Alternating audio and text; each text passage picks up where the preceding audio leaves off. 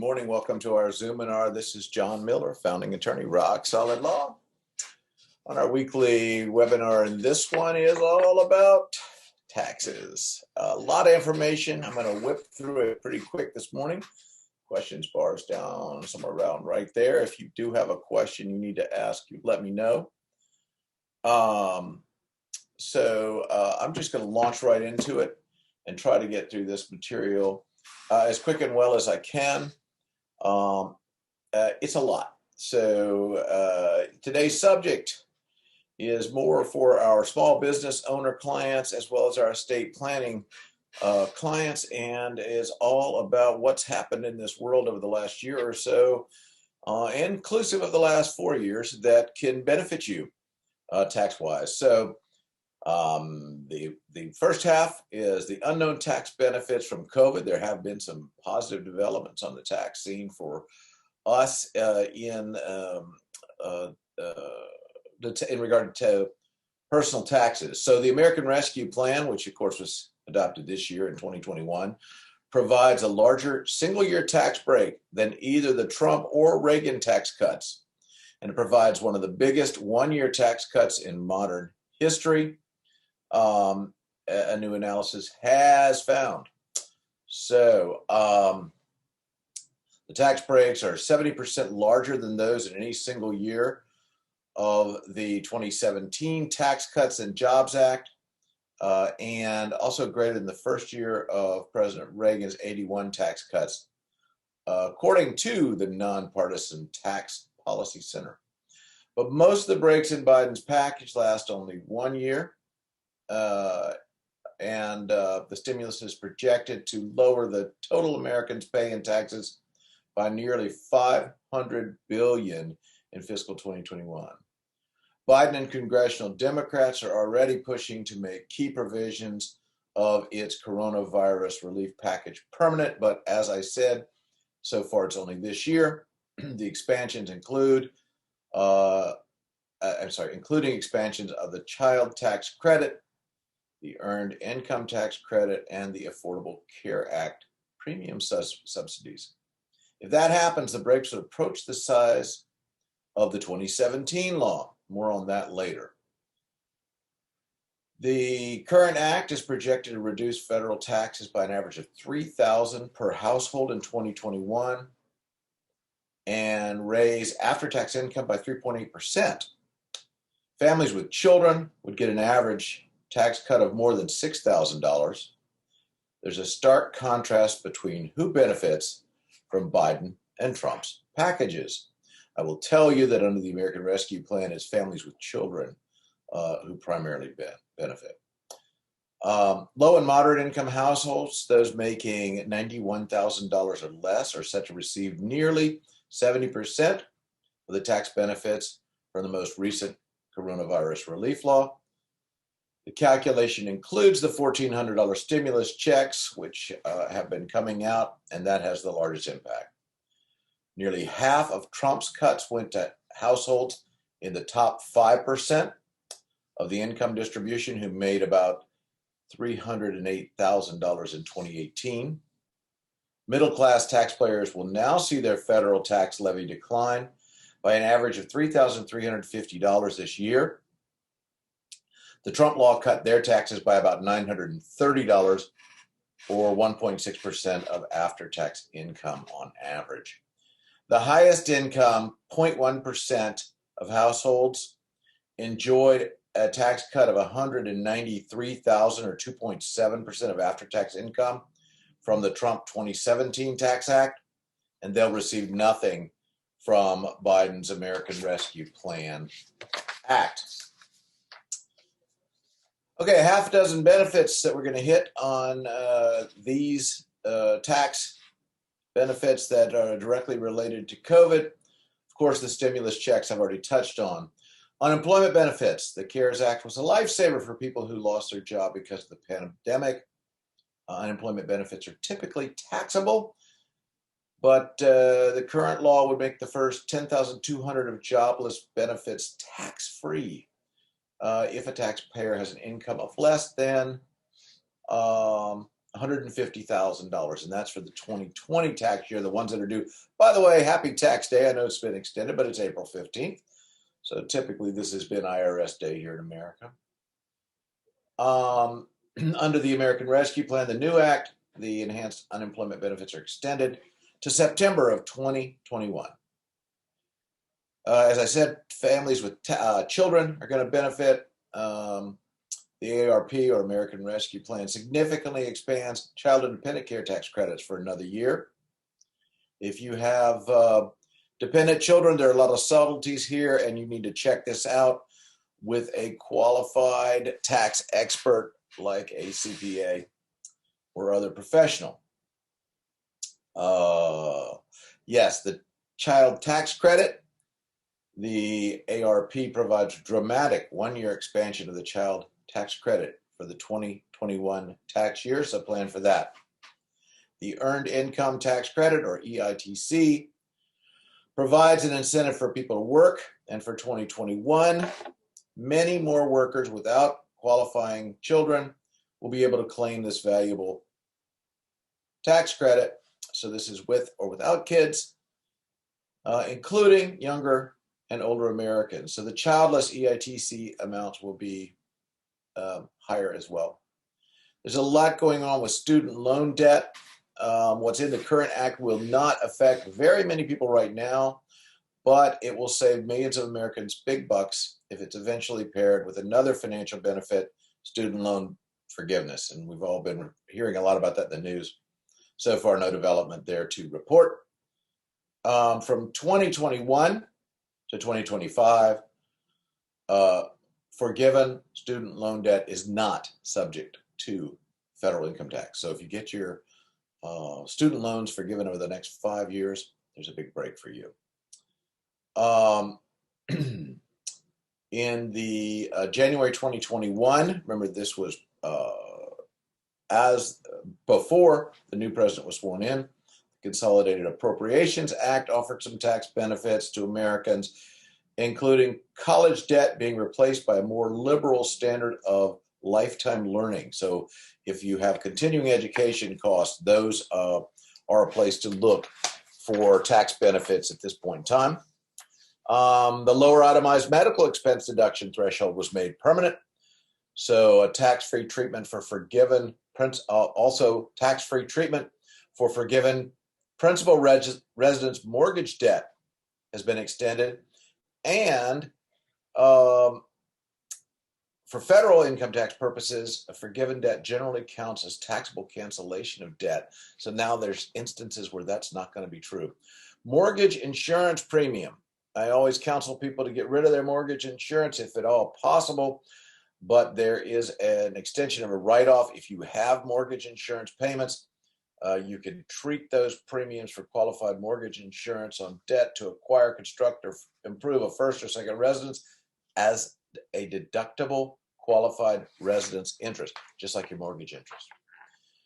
There are liberalized rules for calculating the 2020 refundable child credit and earned income tax credit. We talked a little bit about that before. You can collect the so-called refundable tax credits even if you have no federal income tax liability. How about that? Eligible taxpayers can claim a refundable child tax credit. So you need to check that out with a professional. Charitable deductions for non-itemizers have been extended and expanded. For 2020, individuals who who don't itemize deductions can claim a federal income tax write-off for up to $300 of cash contributions to IRS-approved charities. There are liberalized rules for using your flexible spending account. An employer-sponsored healthcare flexible spending account plan can allow you to carry over up to $500 of your unused FSA balance into the following plan year.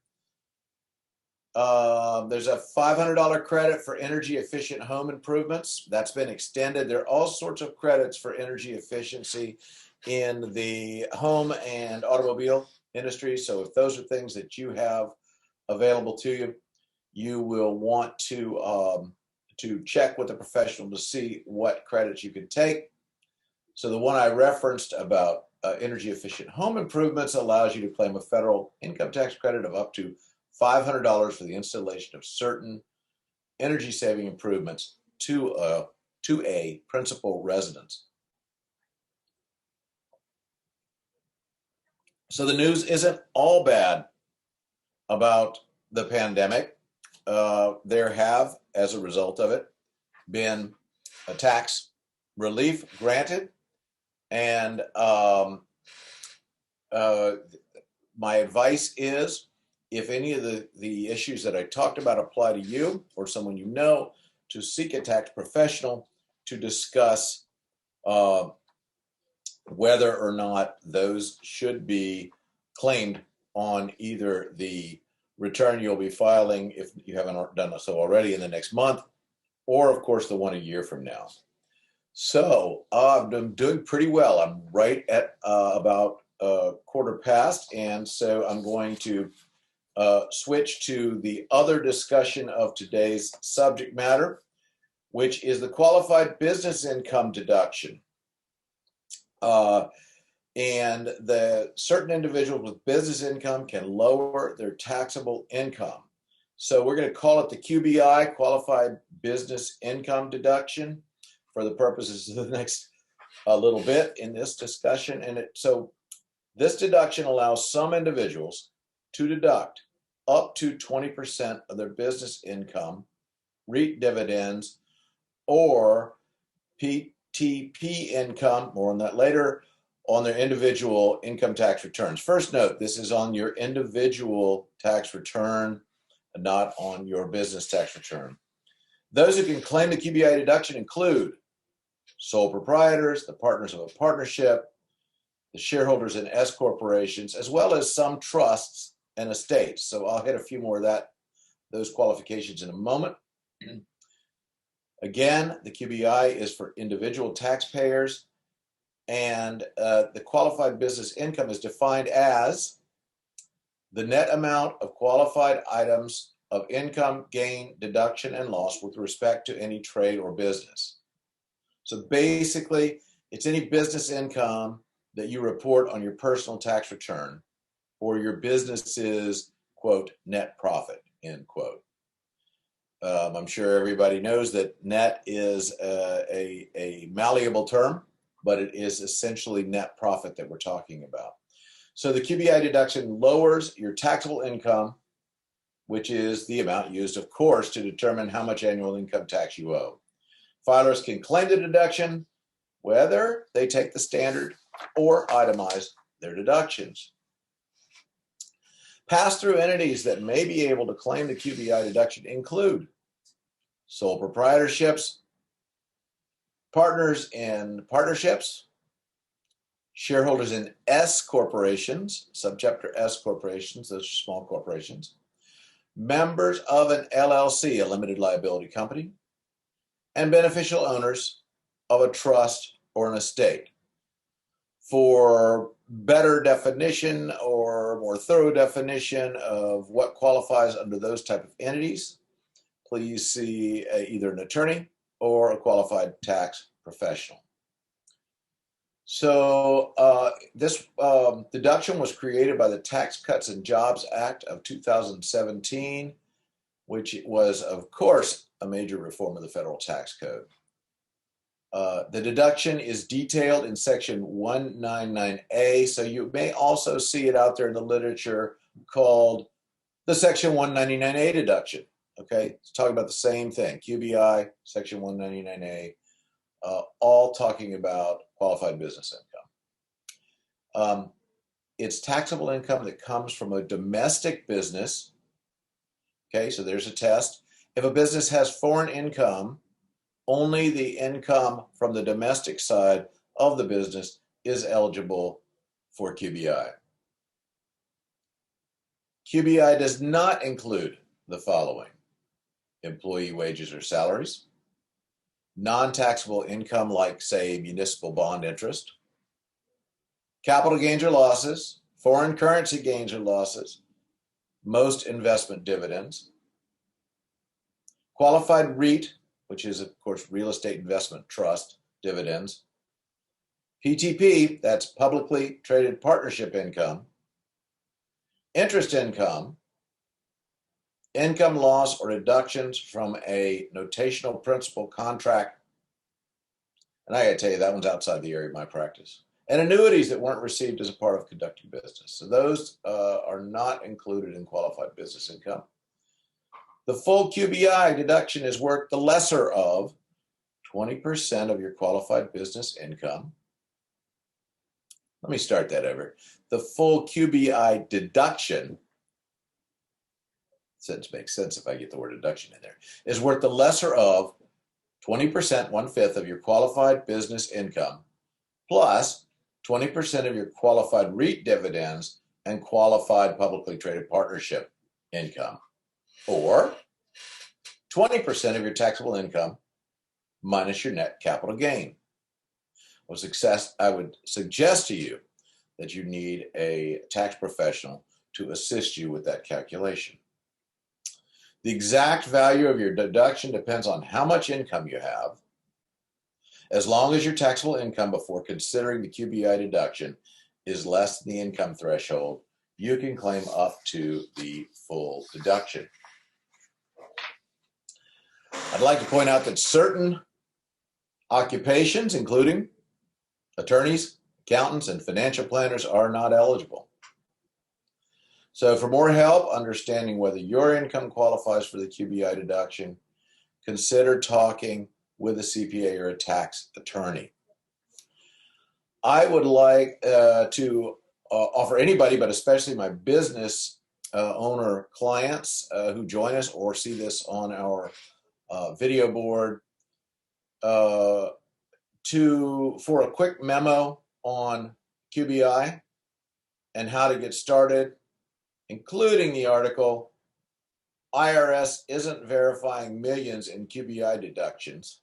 Just mail us an email at questions@rocksolidlaw.com, and we will be glad to get that memo about how to claim that deduction, how to get started, and particularly the interesting article that we sourced and I've lightly edited to make it, I think, more interesting for my clients, about the fact that the IRS isn't verifying millions in QBI deductions.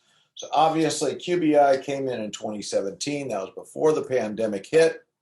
It continues now as is important for everyone's consideration, as are, of course, the tax benefits that have come into play since the pandemic started. I always advise my clients that it is our duty as citizens to pay the mandatory taxes that are levied by our republic, the United States of America, but that we don't want to pay any voluntary taxes. So please be advised and seek representation with respect to those tax benefits that have come as a result of the coronavirus COVID pandemic, as well as the QBI deduction that may be available to you. I just want to take a quick look over here.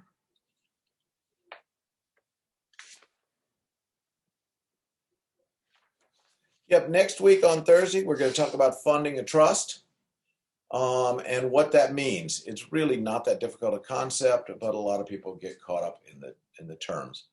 I've got a hard stop this morning, so I'm going to get off of this Zoominar. I appreciate all of you for attending this morning.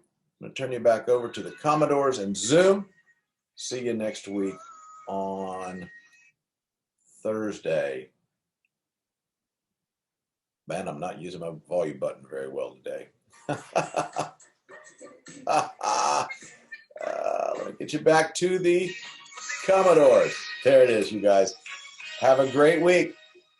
Take advantage of everything that the government gives you to reduce the taxes you are required to pay. I'm John Miller, Rock Solid Law.